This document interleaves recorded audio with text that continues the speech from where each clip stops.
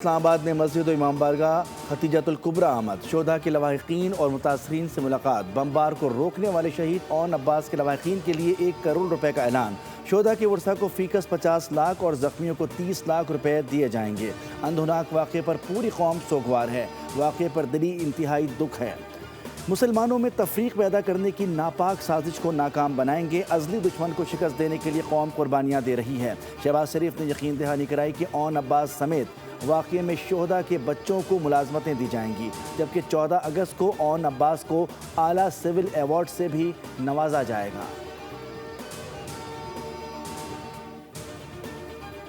صنعتوں کے لیے ریلیف کا بوجھ گھریلو بجلی صارفین پر ڈال دیا گیا، حکومتی درخواست پر نیپرا نے بجلی نرخوں میں تبدیلی کا فیصلہ جاری کر دیا، 300 یونٹ ماہانہ تک کے گھریلو صارفین پر فکس چارجز لگا دیے۔ فکس چارجز پروٹیکٹڈ اور نان پروٹیکٹڈ صارفین پر لگائے گئے ہیں، 100 یونٹ استعمال کرنے والے پروٹیکٹڈ صارفین پر 200 روپے اور 200 یونٹ بجلی استعمال کرنے والے صارفین پر 300 روپے فکس چارجز عائد کیے گئے ہیں۔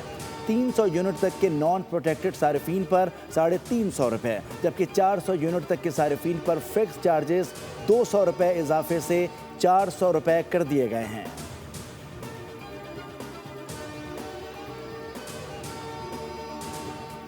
اور پاکستان سپر لیگ سیزن 11 کے لیے کھلاڑیوں کی نیلامی، 8 ٹیمیں اپنا 16 سے 20 رکنی اسکواڈ تشکیل دیں گی۔ پلیئر آکشن میں 800 سے زائد ملکی اور غیر ملکی کھلاڑی رجسٹرڈ ہیں۔ فاسٹ بالر نسیم شاہ سب سے مہنگے کھلاڑی ثابت ہوئے، 8 کروڑ 65 لاکھ روپے میں راولپنڈی نے خرید لیا۔